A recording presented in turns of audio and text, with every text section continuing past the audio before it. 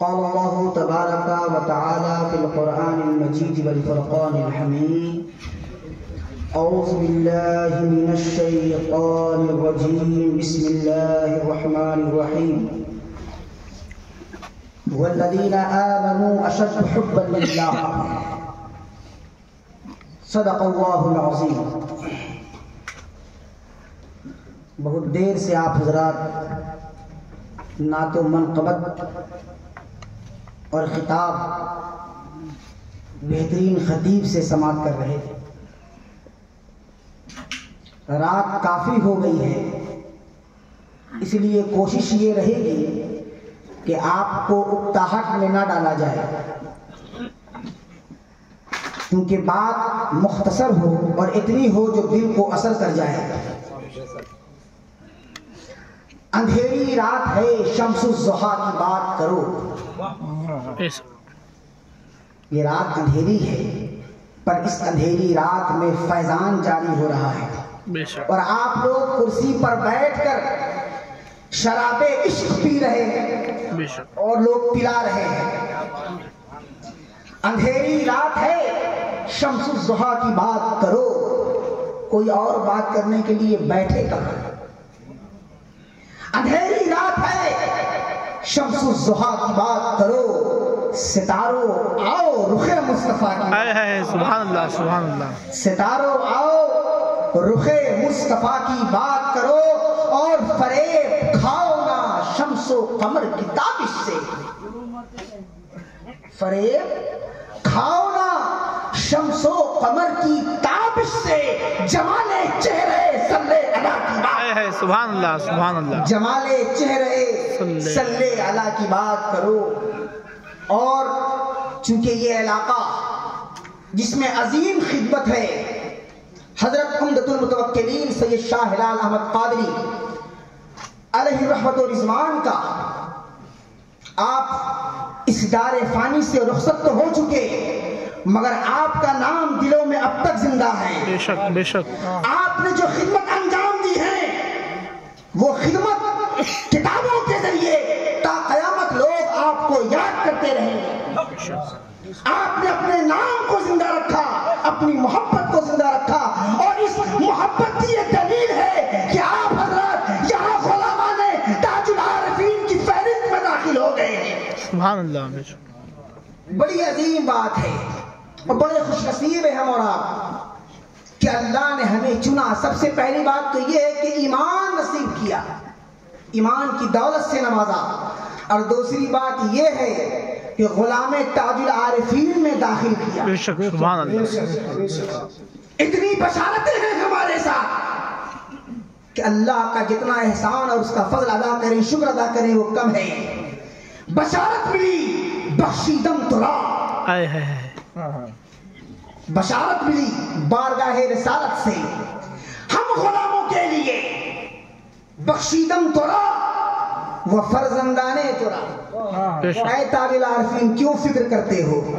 میں نے تمہارے خاندان والوں کو اور تمہیں معاف کر دیا ہے. بخشیدم ترا، نجات ہو گئی. وہ فرزندان ترا، اور آپ کی اولاد کی بھی بخشش ہو گئی. بچا کون؟ بچا کون؟ وہ مریدان ترا. سبحان اللہ سبحان اللہ. وہ مریدان ترا، وہ محبان ترا. سبحان اللہ. کہ آپ کے ساتھ ساتھ، آپ کی اولاد کے ساتھ ساتھ آپ کے مریدوں کی بھی میں نے مغفرت کر دی، آپ کے مریدوں کی بھی میں نے نجات کر دی.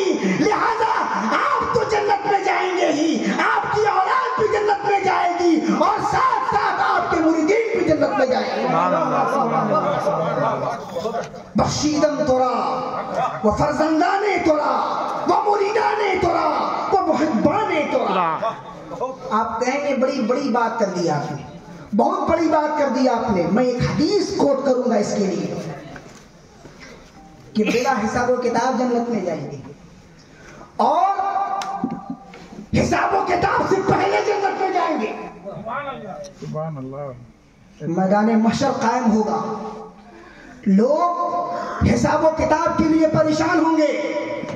کوئی دوڑ کر کے ایک نیکی کے لیے اس کا معاملہ رکا ہوا ہوگا، ترازو پر اس کے اعمال تولے جا رہے ہوں گے، ایک نیکی کی کمی ہوگی۔ قرآن کہتا ہے یوم یفر المرء من اخیہ، اس دن ایک بھائی دوسرے بھائی سے بھاگے گا، اس کو ڈر ہوگا کہیں ایسا تو نہیں ہے کہ وہ میری نیکی لے لے۔ ایک نیکی کے لیے نجات رکی ہوئی ہوگی، سب لوگ پریشان ہوں گے، ایک الگ سما بنا ہوا ہوگا، کوئی گر رہا ہوگا، کوئی تڑپ رہا ہوگا، کوئی بھاگ رہا ہوگا، سارے لوگ پریشان ہوں گے۔ ایک جماعت ایسی ہوگی جس کے بارے میں اللہ حکم کرے گا ادخلوا الجنۃ انتم وازواجکم، اے وہ جماعت تم داخل ہو جاؤ جنت میں اپنے تمام ازواج کے ساتھ۔ مفسرین نے کہا ہے ازواج سے مراد صرف بیویاں نہیں ہے، متوسلین بھی اس سے مراد ہے۔ سبحان اللہ۔ جو حساب و کتاب کے لیے دوڑ رہے ہیں دوڑنے دو، نیکی کے لیے پریشان ہونے دو، تم پریشان نہ کرو، لا تخف، تمہیں ڈرنے کی ضرورت نہیں، تم تو وابستہ دامن ہو، تمہیں ڈرنے کی ضرورت نہیں ہے۔ لہذا حکم ہوگا جنت میں لے جائیں، اور جو اس سلسلے کا فاؤنڈر ہوگا، بانی ہوگا، مرشد کامل ہوگا، وہ کھڑا ہوئے کہ روایت میں یہ بھی ہے کہ مریدین ایک دوسرے کے، مسلم شریف کی حدیث ہے کہ مریدین ایک دوسرے کے ہاتھ میں اپنا ہاتھ ڈال کر زنجیر کی طرح شکل بنا کر جنت میں داخل ہو رہے ہوں گے، اور سب سے آگے اس کا مرشد کامل انجن بن کر آگے کھڑا ہوگا اور ایک ایک کو جنت میں داخل کر رہا ہوگا۔ ایک ایک کو جنت میں داخل کر رہا ہوگا۔ جب سب لوگ چلے جائیں گے، وہ مرشد کامل کھڑا ہوگا، وہ ولی کھڑا ہوگا، وہ پیر کھڑا ہوگا، حکم ہوگا کیا ہوا، کھڑے کیوں ہیں؟ آپ کے سارے لوگ تو چلے گئے، اب انتظار کس کا؟ تو کہا جائے گا، وہ پیر کامل کہے گا نہیں ابھی کچھ باقی ہے، ابھی تو مریدین گئے ہیں، ابھی تو متوسلین گئے ہیں، کچھ ایسے لوگ بھی ہیں جو سلسلے میں داخل تو نہیں ہوئے تھے مگر مجھ سے محبت کرتے تھے۔ سبحان اللہ، سبحان اللہ۔ سلسلے میں داخل، یہ تو ہم لوگوں کی بہت بڑی بات ہے کہ سلسلے میں داخل ہیں، مگر وہ لوگ، غوث اعظم فرمائے نہیں غوث اعظم نے کہ میرے مرید کے ساتھ تو معاملہ میرا ہوگا ہی۔ کچھ لوگوں نے کہا غوث اعظم سے یہ بتائیے جو آپ کے مرید جو آپ کے سلسلے میں داخل نہیں ہے ان کا کیا معاملہ ہوگا؟ غوث اعظم نے فرمایا وہ بھی میرے مرید کے ساتھ داخل ہوں گے اگر وہ مجھ سے محبت کر رہے ہوں گے۔ سبحان اللہ۔ تو محبت کے نتیجے میں جو معاملہ مرید کا ہوگا وہی معاملہ محبین کا ہوگا۔ سبحان اللہ۔ وہی معاملہ محبین کا ہوگا۔ اور غوث اعظم نے فرمایا بڑی ذمہ داری کے ساتھ کر رہا ہوں، اخبار الاخیار میں شاہ عبدالحق محدث دہلوی نے اس کو نوٹ کیا ہے، وہ لکھتے ہیں کہ غوث اعظم نے فرمایا اگر میرا چاہنے والا، میرا ماننے والا، مجھ سے محبت کرنے والا اگر وہ مشرق میں ہے اور میں مغرب میں ہوں اور کوئی میرے چاہنے والے کی عزت کو تار تار کر رہا ہوتا ہے تو میں اس کی پشت پناہی کرتا ہوں۔ سبحان اللہ، سبحان اللہ۔ کہاں مغرب کہاں مشرق، پشت پناہی ہو رہی ہے۔ کر کون رہا ہے؟ جس سے محبت ہے وہ، اللہ کے رسول کی حدیث بھی ہے نا، المرء مع من احب، قیامت میں وہ اس کے ساتھ ہوگا جس سے وہ محبت کرتا ہے۔ ہر شخص اپنے چاہنے والے جس سے وہ عقیدہ رکھتا ہے، جس سے وہ انسیت رکھتا ہے، جس سے وہ محبت کرتا ہے، اللہ اس کے ساتھ جنت میں معاملہ کرے گا۔ اللہ اس کے ساتھ جنت میں معاملہ کرے گا۔ تو وہ کھڑے ہوگا وہ مرشد اور کہے گا نہیں، کچھ لوگ ہیں جو سلسلے میں داخل نہیں ہوئے ہیں، جہنم میں ہیں، اعمال بہت گڑبڑ ہے، لہذا وہ اپنی سزائیں کاٹ رہے ہیں۔ اللہ حکم دے گا تو جاؤ جسے پہچانتے ہو نکال لاؤ۔ سبحان اللہ۔ پہچانتے ہو؟ سوال ہوگا، وہ مرشد کامل کہے گا بالکل، اپنے محبین کو کیسے بھول سکتے ہیں؟ دنیا میں اگر تو نے مجھے اپنا بنانا ہے محشر میں بھی کہہ دینا یہ ہے میرا دیوانہ۔ سبحان اللہ، سبحان اللہ۔ محشر میں بھی کہہ دینا یہ ہے میرا دیوانہ۔ اپنے عاشق کو کیسے بھول سکتے ہیں؟ اپنے چاہنے والے کو کوئی کیسے بھول سکتا ہے؟ دنیا میں تو یاد کیا، اب بھی تو معاملہ آخرت کا ہے۔ وہاں اگر یاد نہیں کریں گے تو معاملہ تو گڑبڑا جائے گا. تو کہا جائے گا ہاں ہیں کچھ لوگ جن کو میں پہچانتا ہوں. اللہ حکم دے گا جاؤ جس کو پہچانتے ہو اس کو پکڑو, اس کو جہنم سے نکالو اور جنت میں داخل کر دو. سبحان اللہ سبحان اللہ. تو یہ ہے معاملہ. اور ایک حدیث اور ہے جو میں نے کہا نا, بلا حساب و کتاب جنت میں جائیں گے. اللہ کا رسول حدیث قدسی ہے, اللہ نے اپنے محبوب سے فرمایا اے محبوب میں آپ کی جماعت میں, آپ کی امتی میں 70,000 ایسے افراد تیار کر دوں گا جو بلا حساب و کتاب جنت میں جائیں گے. سمجھ لیں بات, 70,000 افراد تیار کروں گا آپ کی امتی میں جو بلا حساب و کتاب جنت میں جائے گی. اللہ کے رسول نے اتنا میں اکتفا نہیں کیا, کہا فزد ہوں. اتنا میں کیا ہوگا, میری جماعت, میری امتوں کی جماعت تو کافی ہوگی, بہت تعداد میں ہوں گے. 70,000 ایسا لگتا ہے کہ اونٹ کے منہ میں زیرہ, کوئی کاؤنٹ ہے 70,000. سرکار نے فرمایا اور اضافہ کیا جائے. تو اللہ نے فرمایا ہے محبوب گھبرائیے مت, ہم تو کلام کرنا چاہ رہے ہیں, باتوں کو طول دے رہے ہیں, کیونکہ بات تو محب کی ہے, بات تو عاشق اور معشوق کی ہے, بات تو محبوب و محب کی ہے. گفتگو ہو رہی ہے, اللہ اپنے محبوب سے بلوا رہا ہے اور محبوب کی بات کو سماعت کر رہا ہے. بے شک سبحان اللہ. فزد ہو, اور اضافہ کیا جائے. اللہ نے فرمایا ٹھیک ہے محبوب اضافہ کر دیتے ہیں. کہا آپ نے کہا اور میں نہ کروں, یہ کیسے ہو سکتا ہے؟ آپ تو کہتے ہیں نا جب بندہ اللہ کی رضا میں غرق ہو جاتا ہے اور جب صرف اسی کی رضا کے بارے میں سوچتا ہے تو اللہ خود کہتا ہے بندے تم میری رضا کے پیچھے لگا ہے, تم میری رضا کا متلاشی ہے, بتا تیری رضا کیا ہے, بتا تیری رضا کیا ہے. کیونکہ اب معاملہ اس کی رضا کا ہے, کیونکہ وہ رضا الہی کا متلاشی ہے, رضا الہی کا متلاشی ہے. تو فرمایا جائے گا کہ آپ کی امت میں 70,000 میں سے ہر ہزار ایسا ہوگا ہر ہزار جو اپنے ساتھ 70,000 لوگوں کی شفاعت کر کے جنت میں لے کے سبحان اللہ سبحان اللہ. 70,000 لوگوں کی مغفرت فرما کر. اللہ کے رسول یہی پر بس نہیں کیے, کہا اس سے اور کیا ہوگا, یہ تو بہت کم ہے, اور اضافہ کیا جائے. فزد ہو, اور اضافہ کیا جائے. تو اللہ چونکہ رحمت للعالمین ہے نا, وہ تو رحمت والا ہے, اس کے خزانے میں کسی چیز کی کمی نہیں ہے. وہ تو محبوب سے گفتگو کو طول دے رہا تھا.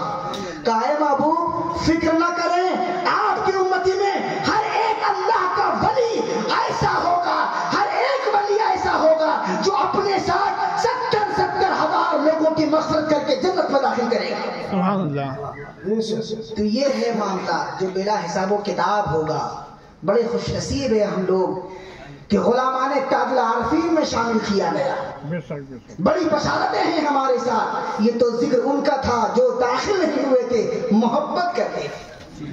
تو میں نے آپ کے سامنے قرآن کریم کی آیت والذین آمنوا اشد حبا للہ کی تلاوت کرنے کا اللہ رب العزت ارشاد فرماتا ہے وہ جو مومن ہیں وہ ہر ایک سے بڑھ کر اللہ سے محبت کرتے ہیں.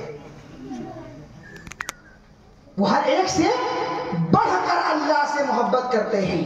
تو ہر ایک سے بڑھ کر کا مطلب کیا ہے؟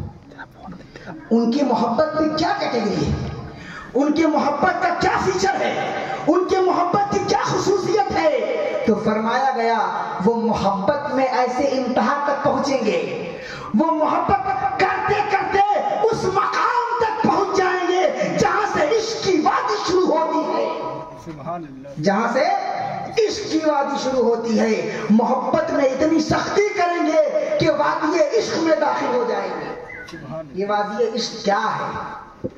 جب محبت بڑھ جاتی ہے نا, جب محبت اپنے انتہا تک پہنچ جاتی ہے تو وہاں سے عشق شروع ہوتا ہے, وہاں سے عشق شروع ہوتا ہے. تو یہ عشق کیا ہے اور کیسے حاصل ہوتی ہے یہ چیز, یہ نعمت؟ تو میں سب سے پہلے یہ عشق جس کو عطا کیا گیا، جس کو ہوا، اس کا نام ہمارے اور آپ کے باپ حضرت آدم ہے۔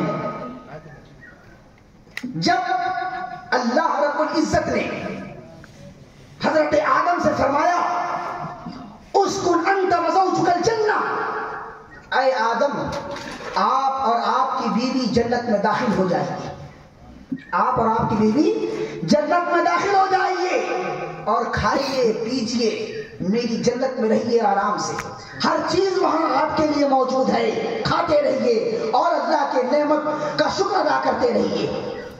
حضرت آدم جنت میں داخل کیے گئے، ان کے ساتھ ان کے اہلیہ میری ماں حضرت حوا بھی تھی، ساتھ میں حضرت آدم رہے۔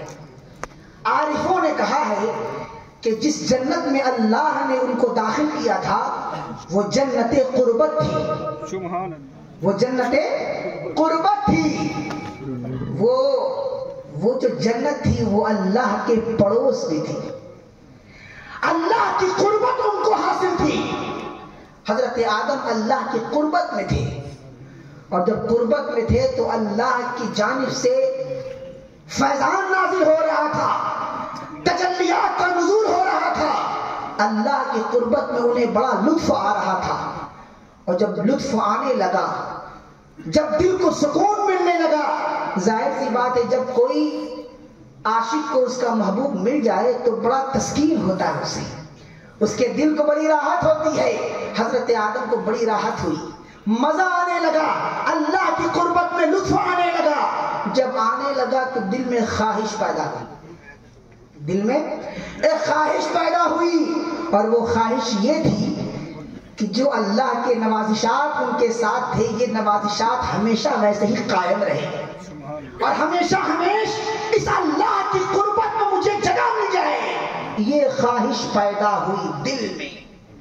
جب یہ خواہش پیدا ہوئی یہیں سے عشق کی ابتدا ہوتی ہے، یہیں سے عشق کی ابتدا ہوتی ہے، چونکہ عاشق چاہتا ہی ہے محبوب کی زیارت، عاشق چاہتا ہی ہے اللہ کا اپنے محبوب کا جلوہ۔ وہ اس لیے اللہ نہیں کرتا ہے کہ اس کو جنت مل جائے، یا حور و قصور مل جائے، یا جنت کے محلات مل جائیں، یا جنت کی نعمتیں مل جائے، وہ تو اللہ اس لیے کرتا ہے تاکہ محبوب کا جلوہ دیکھ سکے، تاکہ محبوب کا جلوہ دیکھ سکے۔ اللہ رب العزت جب جنت میں داخل کرے گا تو وہاں ایک جلسہ کرے گا۔ کیا کرے گا؟ ایک جلسہ کرے گا۔ اس یہاں جلسہ ہو رہا ہے نا، آپ لوگ بیٹھے ہیں، تو جنت میں بھی ہوگا، اور وہ جلسہ ہوگا، اللہ تمام جنتیوں کو اکٹھا کرے گا، اور اکٹھا کرنے کے بعد جنتیوں سے پوچھے گا فرشتوں کی وساطت سے، اے فرشتوں پوچھو ان جنتیوں سے کہ جو میں نے دنیا میں وعدہ کیا تھا کیا وہ اسے ملا کہ نہیں ملا؟ تمام جنتی چونکہ خوش ہوں گے، کہیں گے اللہ رب العزت جو تو نے مجھ سے دنیا میں وعدہ کیا تھا وہ تمام نعمتیں یہاں مل گئی۔ اللہ پوچھے گا سب کچھ مل گیا؟ جنتی کہیں گے ہاں سب کچھ مل گیا، تو نے جو وعدہ کیا تھا سب کچھ یہاں موجود ہے۔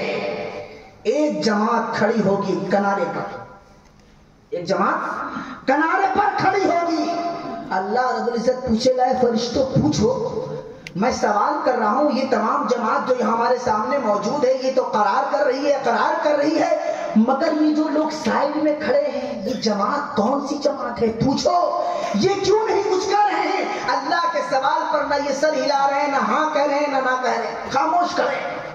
تو اللہ کہے گا فرشتوں سے پوچھو کیا معاملہ ہے، یہ خوش کیوں نظر نہیں آ رہے ہیں، کیا وجہ ہے، ان کے چہرے اترے ہوئے کیوں ہیں، پوچھو ماجرا کیا ہے۔ تو فرشتے جائیں گے اس جماعت کے قریب اور کہیں گے کیا ہوا، سب تو خوش ہیں، سب کو نعمتیں مل گئی، سب اپنے اپنے جنت میں جو ہے کہ اپنے اپنے مکان میں خوش ہیں، آپ کو کیا ہوا، آپ کیوں کھڑے ہیں، چہرہ رنجیدہ کیوں ہے، اداس کیوں ہے، کسی چیز کی کمی ہے، سب کچھ تو مل گیا؟ تو وہ جماعت کہے گی نہیں ہم کو تو کچھ نہیں ملا۔ جنت میں ہو کر کچھ نہیں ملا، ایسے کیسے ہو سکتا ہے؟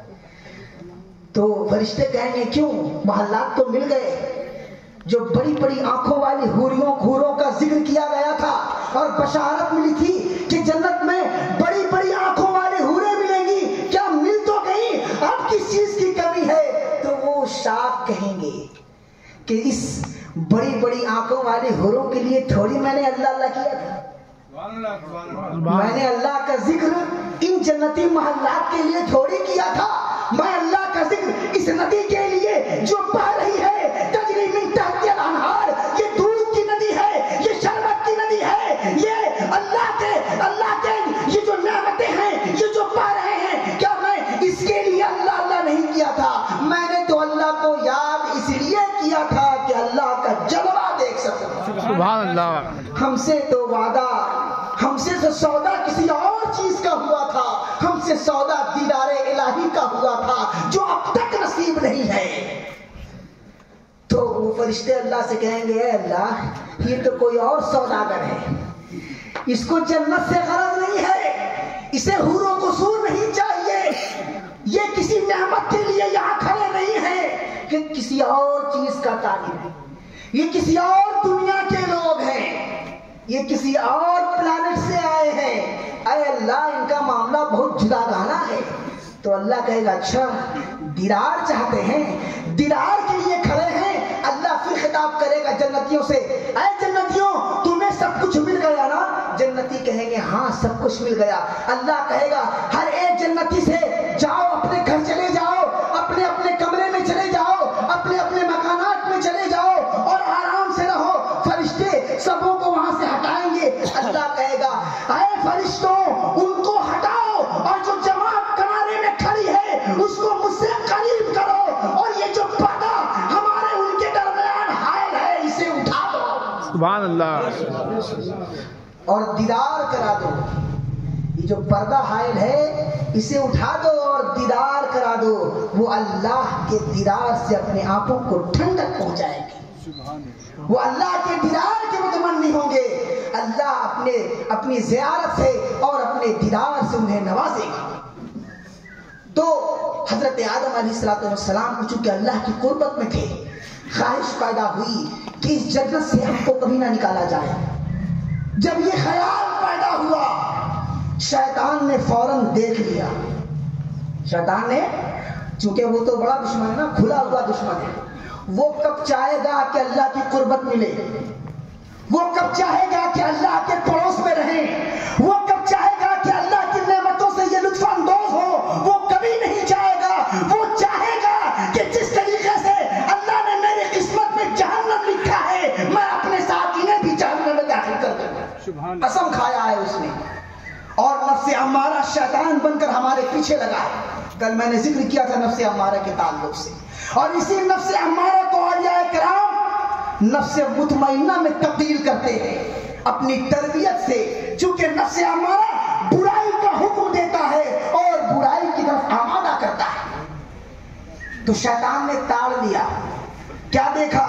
اس نے یہ دیکھا کہ اللہ کی قربت میں رہنا چاہتے ہیں، لاؤ حملہ کرو اس کے اوپر.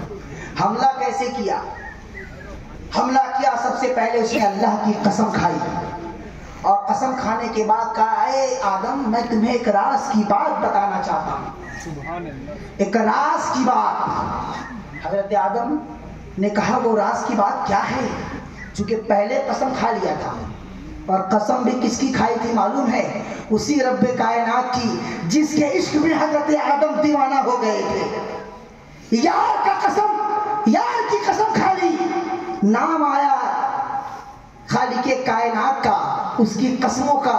دل میں خواہش پیدا ہوئی کہ ذرا وہ راز تو جان لیں کہ وہ راز کیا ہے. شیطان نے کہا راز یہ ہے کہ آپ کو پتہ ہے چونکہ جب اللہ نے حضرت آدم کو جنت میں داخل کیا تھا تو ایک شرط رکھی تھی، اور وہ شرط کیا تھی معلوم ہے؟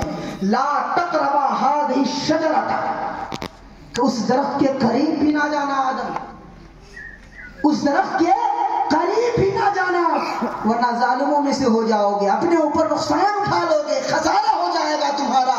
اس درخت کے قریب نہ جانا، یہ شرط رکھی اللہ نے اور جنت میں داخل کر دیا. شیطان نے پہلے قسم کھائی اور کہا راز کی بات یہ ہے کہ اللہ نے جس درخت کے قریب جانے سے منع کیا ہے اگر اس کو کھا لو گے تو ہمیشہ ہمیشہ اللہ کی قربت میں رہو گے، ہمیشہ ہمیشہ اللہ کی قربت میں رہو گے، اور یہاں سے تمہیں کوئی نہیں نکالے گا.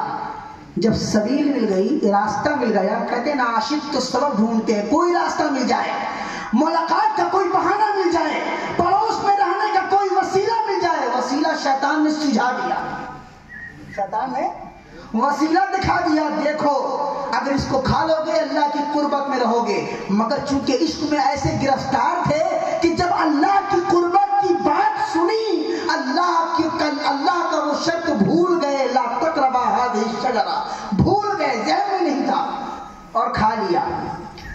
کھانے کے بعد کیا ہوا؟ حکم ہو گیا دنیا میں چلے جاؤ، اتار دیا گیا۔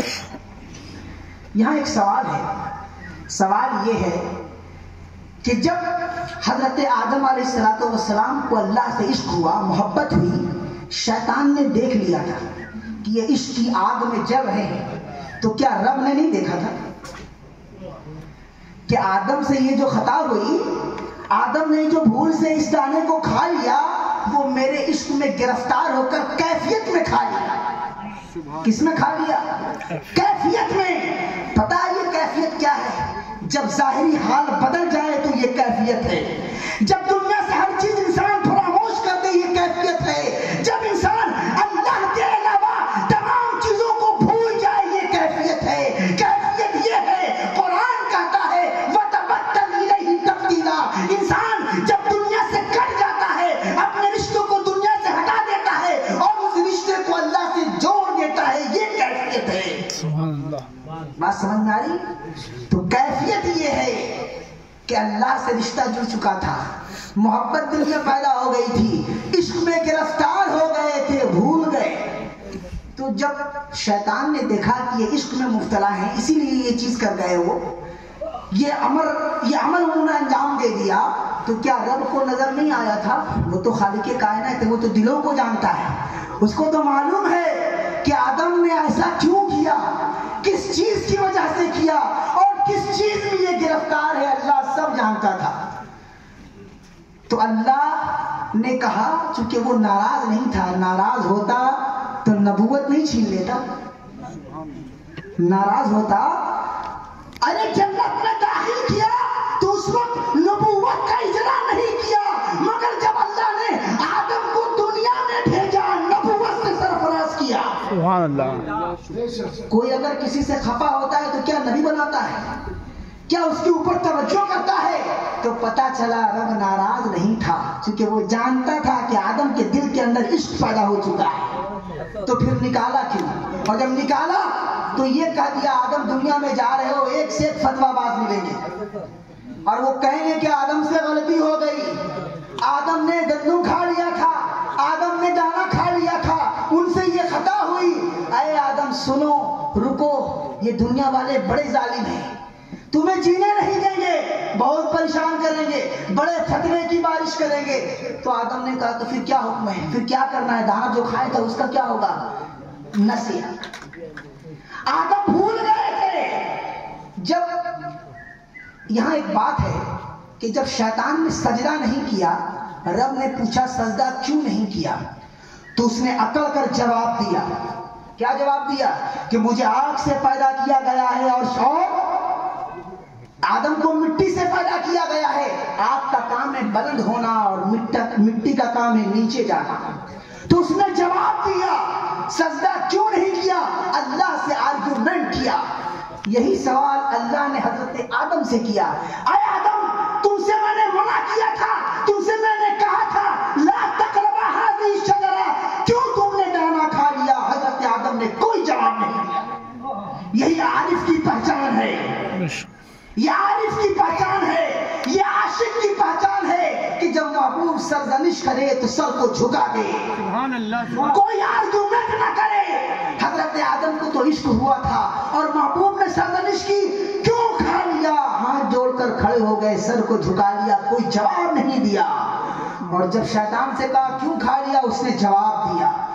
تو جب جواب دے اور جب زبان کھل جائے تو سمجھو کہ اللہ نے اسے اوپر سے نیچے گرا دیا، اور جب زبان بند ہو جائے تو سمجھ جاؤ اللہ نے نیچے سے اوپر اٹھا دیا۔ تو عاشقوں کی زبان بند ہو جاتی ہے، عاشقوں کی زبان بند ہو جاتی ہے۔ حضرت آدم خاموش تھے، جواب نہیں دیا۔ پھر اللہ نے کہا دنیا میں جا رہے ہو لوگ کہیں گے، تو اللہ نے خود، کیونکہ آدم نے جواب تو نہیں دیا تھا، آدم نے اپنا کوئی ایکسکیوز پیش نہیں کیا تھا، اللہ ایکسکیوز پیش کر رہا ہے۔ کیا کہہ رہا ہے؟ آدم بھول گئے تھے، نسیا، اور آگے فرما رہا ہے وَلَمْ نَجِدْ لَهُ عَزَمًا، میں نے آدم کے دل میں نافرمانی نہیں دیکھی تھی۔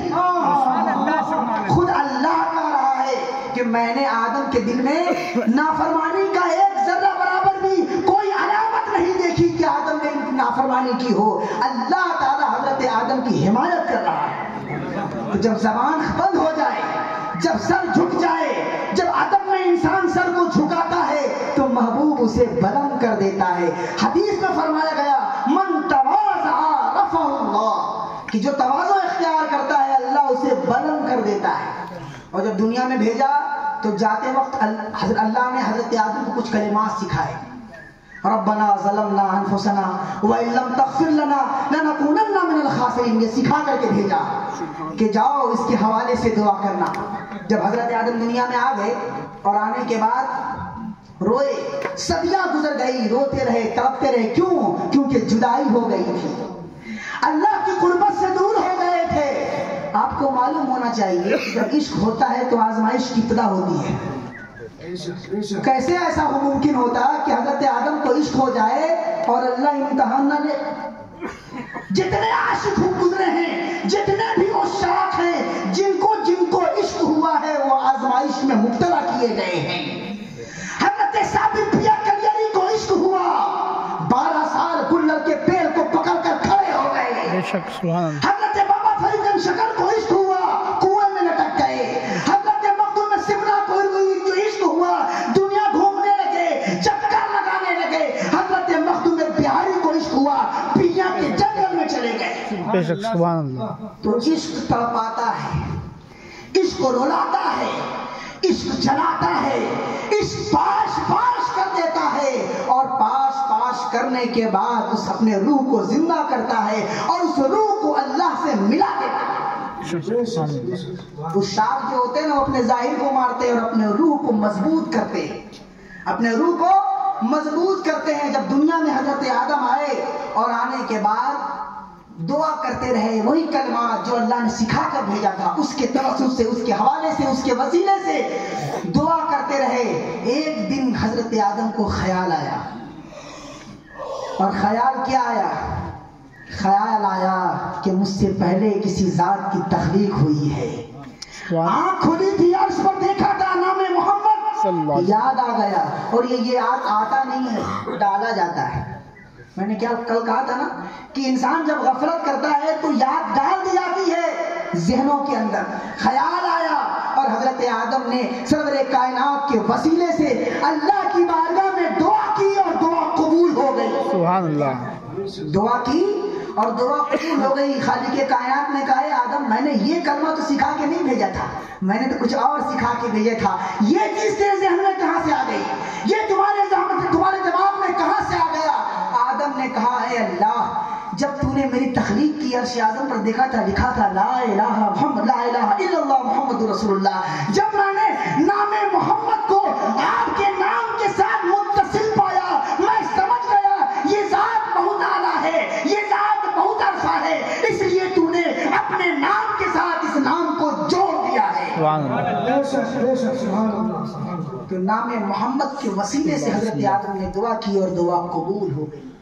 تو یہ پہلا عشق حضرت آدم نے دکھایا کہ جب عشق میں مبتلا ہوئے تو آزمائش میں ڈالا گیا، جب آزمائش میں ڈالے گئے تو فقر کا راستہ شروع ہوا، اور جب فقر کا راستہ شروع ہوا اور فقر کی وادی میں آ گئے تو اللہ نے نبوت سے سرفراز کر دیا۔ سبحان اللہ۔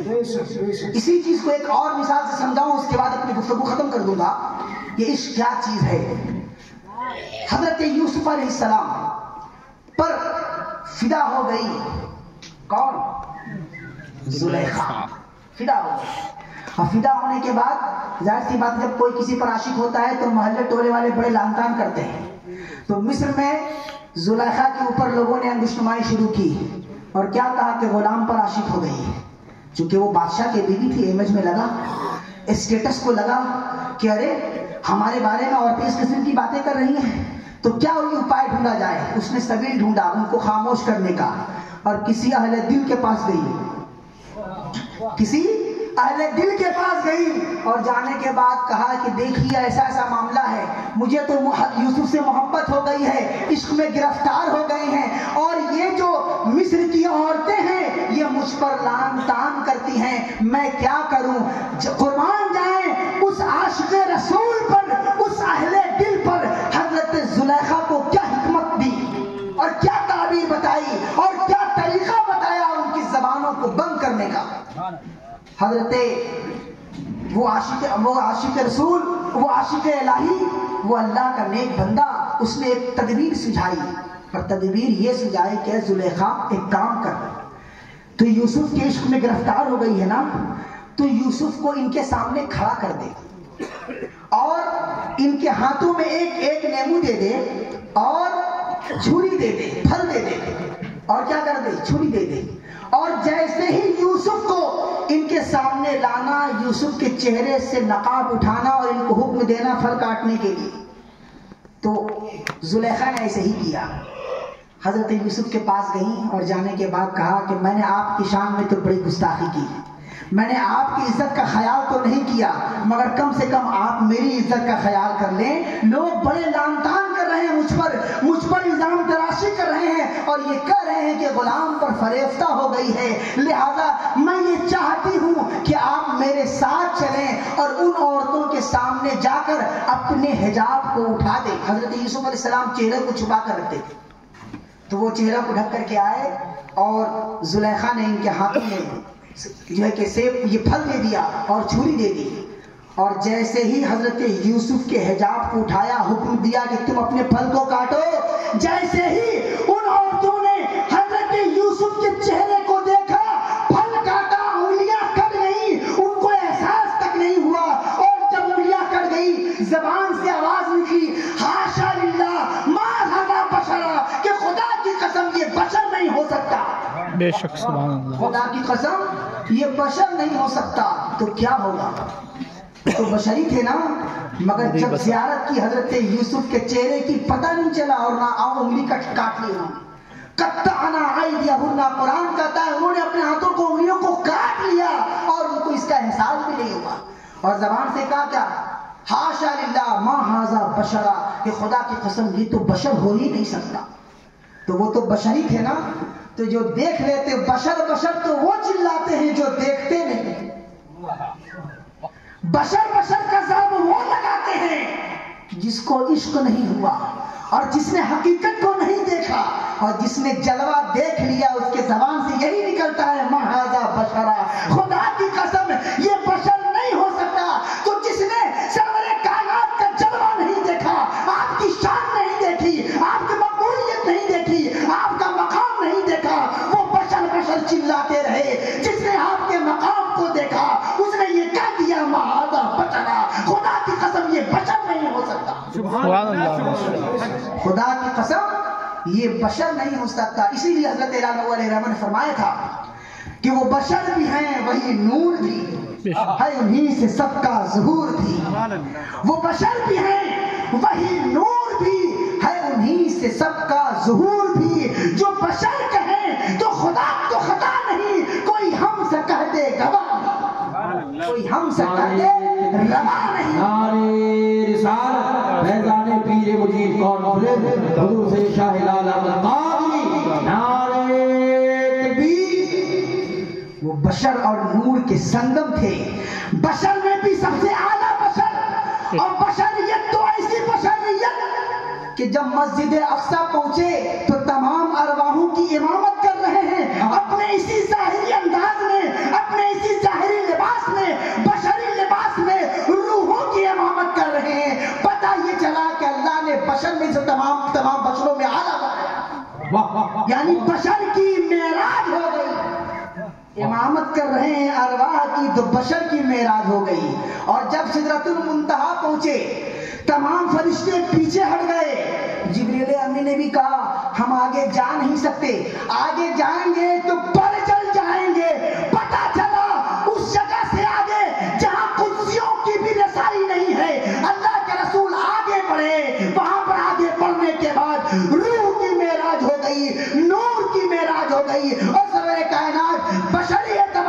بھی سب سے عرفہ ہو گئے اور نوری اعتبار سے بھی سب سے اعلیٰ ہو گئے۔ بے شک سبحان اللہ۔ وہ بشر بھی ہیں وہی نور بھی ہے، انہی سے سب کا ظہور بھی، جو بشر کہیں تو خطا نہیں، کوئی ہم سے کہہ دے روا نہیں۔ اللہ ہم کو اور آپ کو کہنے سننے سے زیادہ عمل کی توفیق عطا فرمائے۔ وآخر دعوانا الحمدللہ رب العالمین۔ السلام علیکم۔